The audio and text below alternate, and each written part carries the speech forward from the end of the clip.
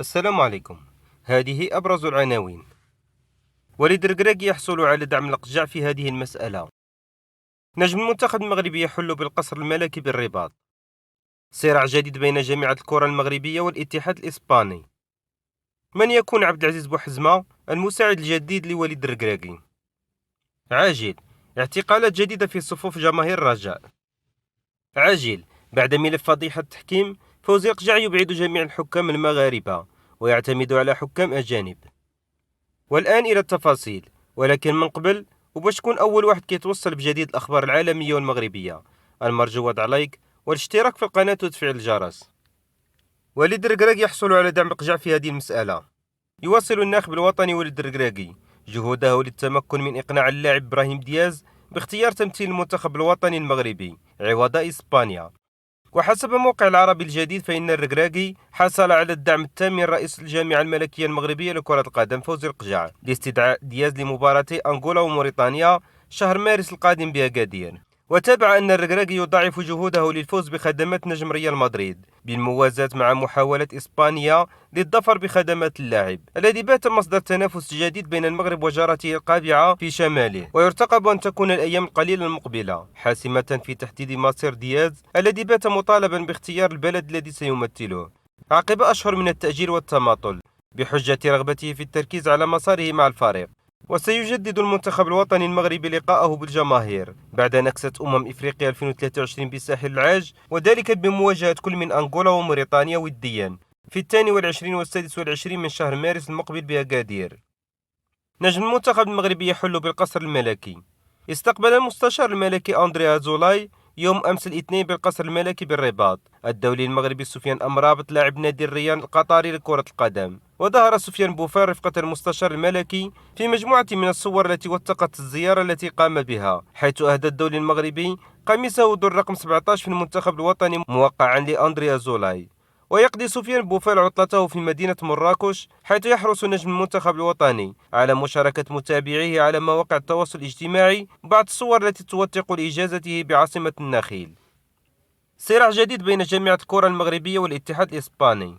تجددت المنافسة بين الجامعة الملكية المغربية لكرة القدم والاتحاد الإسباني للعبة، وهذه المرة بخصوص اللاعب الصاعد إسماعيل زياني لوبيز الذي ينتمي إلى نادي برشلونة لفتيان أقل من 15 سنة. ووجهت جامعة الكرة المغربية رسالة إلى نادي برشلونة لفتيان للتأشير على مشاركة اللاعب بتجمع المنتخب الوطني لأقل من 15 سنة، والذي ينطلق بداية من 18 مارس بمركب محمد السادس لكرة القدم. واستدعت جامعة الكرة زياني للحضور بالتجمع الإعدادي الذي سيعرف برمجة مباراتين وديتين. واستدعت جامعة الكرة الزياني للحضور بالتجمع الإعدادي الذي سيعرف برمجة مباراتين وديتين أمام منتخب زامبيا لأقل من 15 سنة، وخلال فترة التوقف الدولي لشهر مارس 2024.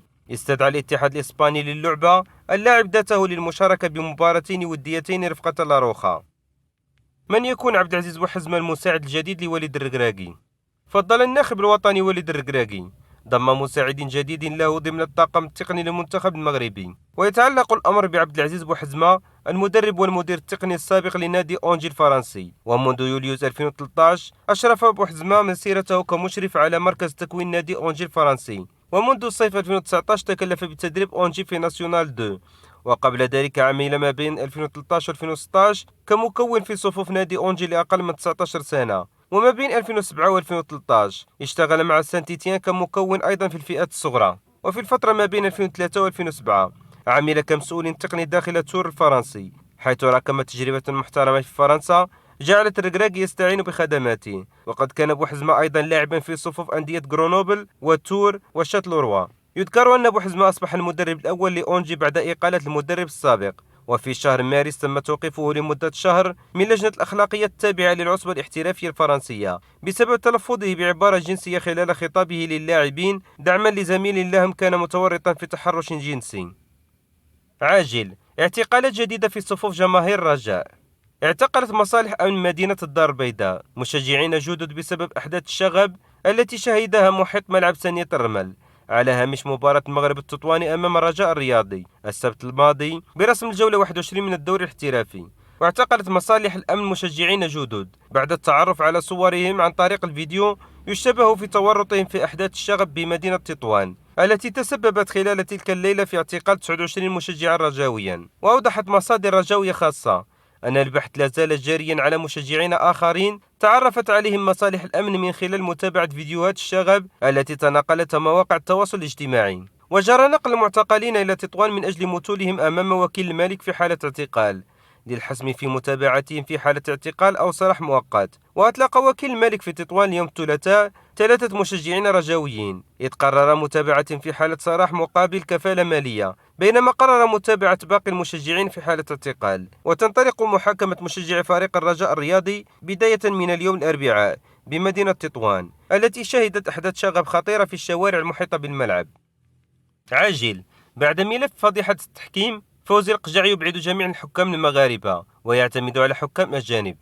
يتجه المكتب المديري للجامعة الملكية المغربية لكرة القدم برئاسة فوزي القجع نحو اتخاذ مجموعة من القرارات العاجلة التي من المرتقب أن تخرج للعلن خلال الساعات القليلة المقبلة، وذلك لوضع حد نهائي للجدل الواسع الذي تم تداوله مؤخرا على نطاق واسع عبر العديد من الصفحات بمواقع التواصل الاجتماعي بخصوص اتهام بعض الأندية الوطنية والحكام المغاربة في ملف فضيحة التحكيم.